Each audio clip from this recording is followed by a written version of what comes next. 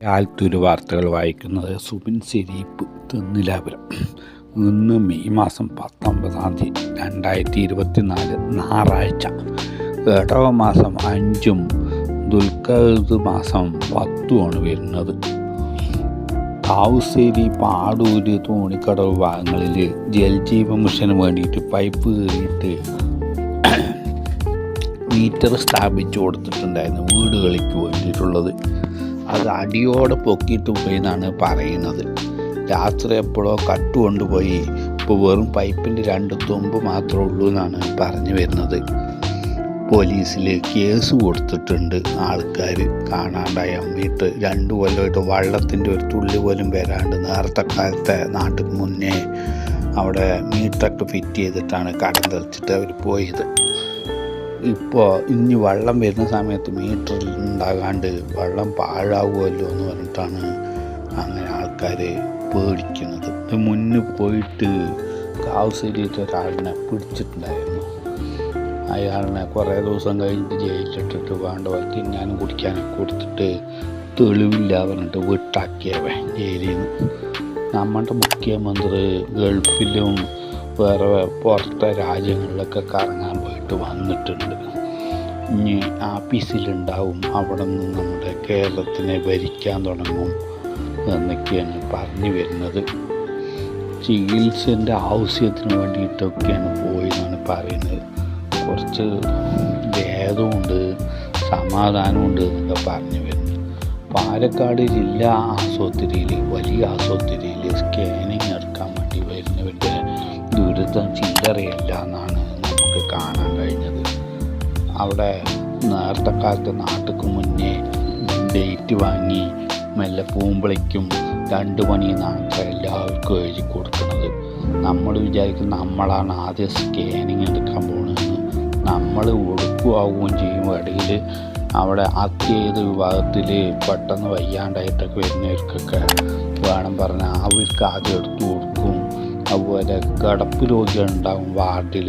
അവർ മൂത്രസഞ്ചിയായിട്ട് വന്നിട്ട് പാവങ്ങൾക്ക് നിൽക്കാനും ഇരിക്കാനും പറ്റാത്തൊരവസ്ഥയാണ്. കൂടെയുള്ളവരിനെയൊക്കെ ആട്ടി വിടുകയാണ്. രോഗി മാത്രം ഇവിടെ നിന്നാൽ മതി പറഞ്ഞിട്ട് മോശപ്പെട്ട പെരുമാറ്റമാണ് അവിടുത്തെ പണിക്കാരിൽ നിന്ന് ഉണ്ടാകണമെന്ന് പൊതുവെ കംപ്ലൈൻ്റ് ഉണ്ട്. ഇന്നലെ 2 മണിക്ക് പോയവർക്ക് വരുമ്പോഴേക്കും 5:30 മണി 6 മണിയൊക്കെ ആയവൻ സ്കാനിങ് ചെയ്ത് വരുമ്പോൾ.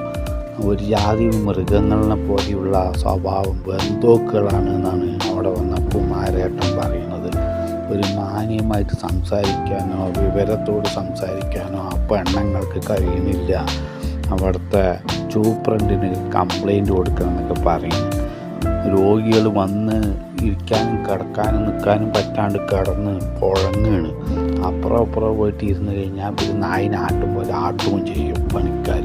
വിളിച്ച സമയത്ത് വന്നില്ല, എവിടെ പോയി നിങ്ങൾ പിന്നെ വന്നാൽ ഇപ്പോൾ മാറി നിൽക്കുകയൊക്കെയാണ് അവിടെ അൾട്രാസൗണ്ട് സ്കാനിങ്ങിൽ പണിക്കാരായ പെണ്ണുങ്ങളെ പെരുമാറുന്നത്.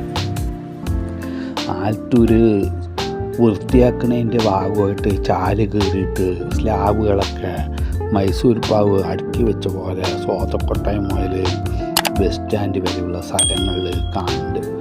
ഓടച്ചാൽ വേഗം വൃത്തിയാക്കി മൂടിയില്ലെങ്കിൽ മഴ വന്നാൽ കൂടുതൽ അപകടം ഉണ്ടാകുമെന്നാണ് അപ്പുറമുള്ള പീടികക്കാർ പറയുന്നത്. കഞ്ചിക്കോട്ടിൽ അയ്യപ്പമലയിൽ കരട്ടികൾ ചത്തു. കരണ്ട് പിടിച്ചിട്ട് അറ്റാക്ക് വന്നിട്ടാണ് അത്ര കരണ്ടുകൾ ചത്തു എന്ന് പോസ്റ്റ്മോർട്ടം ചെയ്ത ഡോക്ടർമാർ പറഞ്ഞു. ആലത്തൂരും പരിസരത്തൊക്കെ ഇടയ്ക്കിടയ്ക്ക് ഇപ്പോൾ മഴ തുടങ്ങി. എവിടെയും പോകണമെങ്കിൽ ഒന്നുകിൽ കോട്ട് ഇട്ടിട്ട് പോകണം, അല്ലെങ്കിൽ കുടയെടുത്തിട്ട് പോകണം. പോകുമ്പോൾ നല്ല വെക്കാനും ഉണ്ട്, വെയിലും ഒക്കെ ഉണ്ട് പറഞ്ഞിട്ട് പോയാൽ വരുമ്പോഴേക്കും മഴയും കൊണ്ട് നനഞ്ഞ് കുതിർന്നിട്ട് വരേണ്ട അവസ്ഥയാണ് എന്നാണ് പറയണത്. കണ്ടങ്ങളിൽ വിതയ്ക്കാനും നാറ് നടാനും ട്രാക്ടർ കൊണ്ട് പൂട്ടാനും തുടങ്ങി മഴ കിട്ടിയപ്പോൾ. ഇപ്പോൾ പണിക്കാരന് പണ്ടത്തെ പോലെ കിട്ടാനില്ല. പെണ്ണുങ്ങളൊക്കെ പഞ്ചായത്ത് പണിക്കൊക്കെ പോകണമുണ്ട്. പല ആൾക്കാരും കണ്ടങ്ങളിൽ കൃഷി ചെയ്യാൻ മടിക്കുകയാണെന്നാണ് പറയുന്നത്. പഞ്ചായത്ത് പണിയിൽ എത്തിനേരം ചെയ്താൽ അങ്ങനെ കൂലി കിട്ടും. 5 ആൾക്ക് ചെയ്യേണ്ട പണികൾ 25 ആൾക്കാരാണ് ചെയ്യണത്. കൂട്ടും കൂടി നാട്ടുവർത്തമാനവും പറഞ്ഞ് ചായയും കുടിച്ച് വരുമ്പോഴേക്കും പണിമാരുടെ സമയമാണ് എന്നാണ് പറഞ്ഞു വരുന്നത്. ഫീസ് അടയ്ക്കാൻ പോവുകയാണ് പറഞ്ഞിട്ടാണ് എറണാകുളത്തെ ഒരു പെണ്ണ് കൊല്ലത്തേക്ക് പോയത്. പിന്നെ മരിപ്പ് വാർത്തയാണ് അത്ര കേൾക്കണത്. 1 മാസം മുമ്പ് ഇൻസ്റ്റാഗ്രാം പറയുന്ന മൊബൈലിൽ പരിചയപ്പെട്ട 18 വയസ്സുള്ള ചെക്കനും പെണ്ണുമാണ് കൊല്ലത്ത് കിളിക്കൊല്ലൂർ കല്ലുംതാഴം പറയുന്ന റെയിൽവേ പാലത്തിൽ കെട്ടിപ്പിടിച്ച് ചത്തത്. അവർക്ക് ഇഷ്ടപ്പെട്ടു, അവർക്ക് പിരിയാൻ വയ്യാണ്ടായി. തീവണ്ടി വരുന്നതെന്ന് അറിഞ്ഞിട്ട് പോലും തീവണ്ടി പാളത്തിന് നടുക്കന്നെ അവർ കെട്ടിപ്പിടിച്ച് നിന്നു. എന്നിട്ട് തീവണ്ടി വന്നു, പുസ്കൻ തട്ടി, അപ്പം തന്നെ മരിച്ചു എന്നാണ് അറിഞ്ഞത്.